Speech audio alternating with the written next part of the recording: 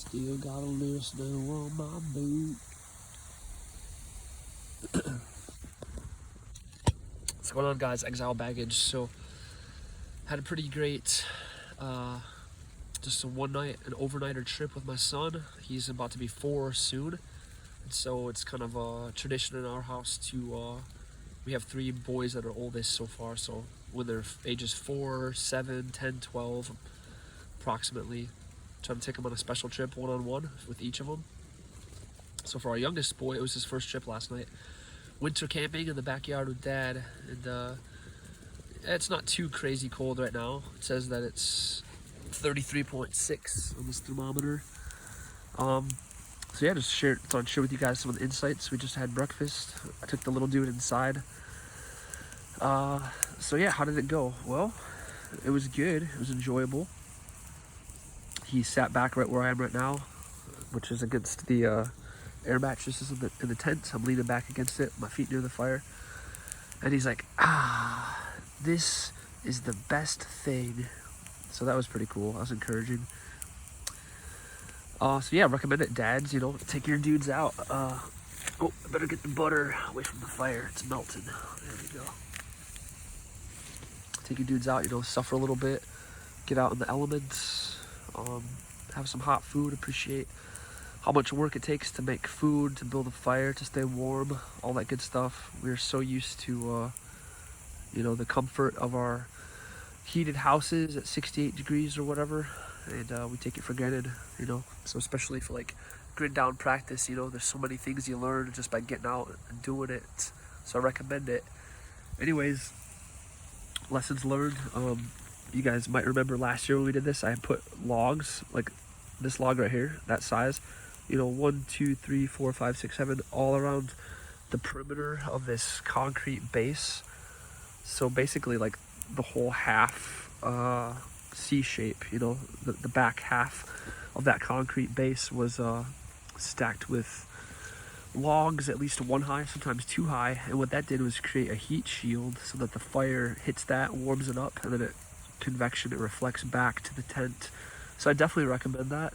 I didn't do it this time, guys, and I regret it.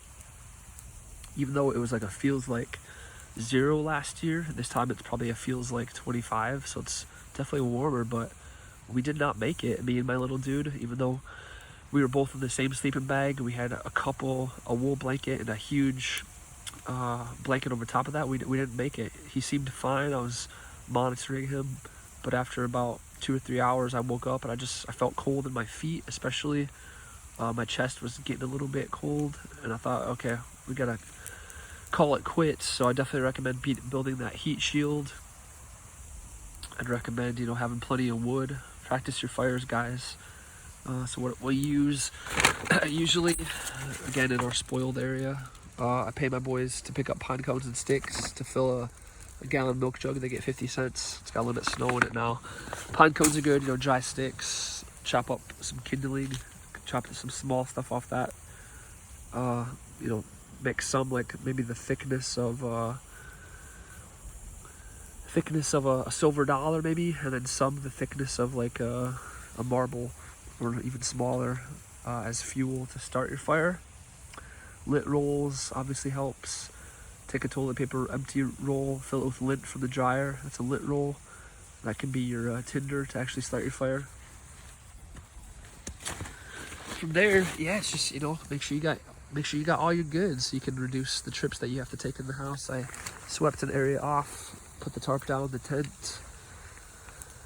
Got our food ready. Mama made us some pancake mix, which I should probably take back in. So we had peanut butter pancakes with egg mixed into the mix before cooking.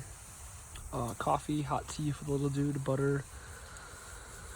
The tent, probably would have been warm enough if we had that heat shield like I mentioned. This is a little bit bigger tent, so the smaller the better for just 2 of us. I probably would have had a smaller tent. It would have been wise. It probably would have been a wise thing to do that. Have that smaller tent to sort of retain the heat better. Our gear over there is covered in snow, so I joked with my son. Not joked, but he thought it was funny. I was like, you might have to, if we were in the woods, we might have to put all of our food in a bag and raise it up in a tree and a rope to keep the bears away from it. So if we were out in the woods, we would have done that, but also we would have brought our packs inside the tent, you know, as long as they don't have any food in them, to keep them dry, keep the snow off of them. So organization, you know, camp organization, upkeep is difficult. I'm slowly learning. I want to protect my axe from getting too wet, from getting rusted out. So I would probably dry that off, take that inside as well.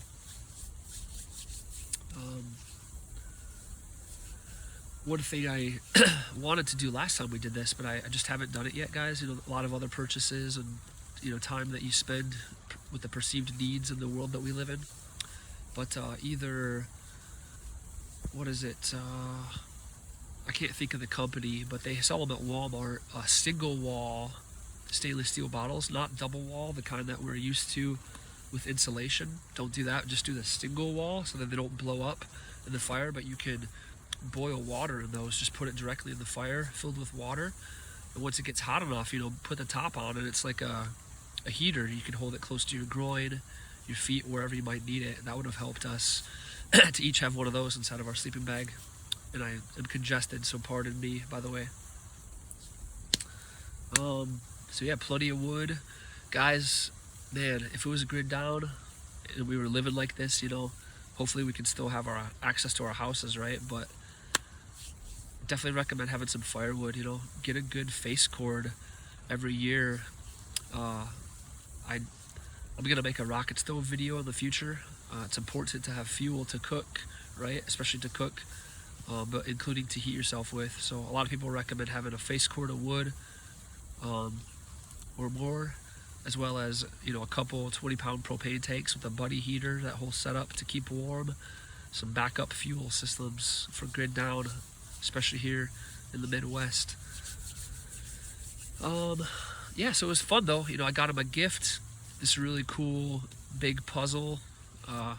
He liked it a lot. It's two-sided, and that's his gift. I try to take him on a trip and get him a gift for these boy trips or kid trips, because we do have a little girl as well. We'll see how that goes. Hope that blesses you guys, those details, lessons learned, ideas, spend time with your kids.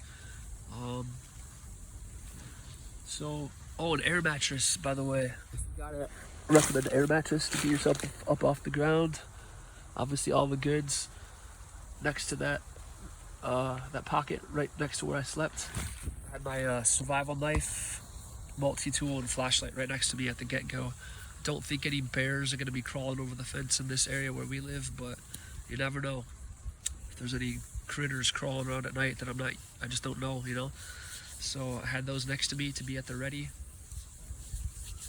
So be blessed, you guys. Have a great week. Have a good January. Fear, wage war, and pack up.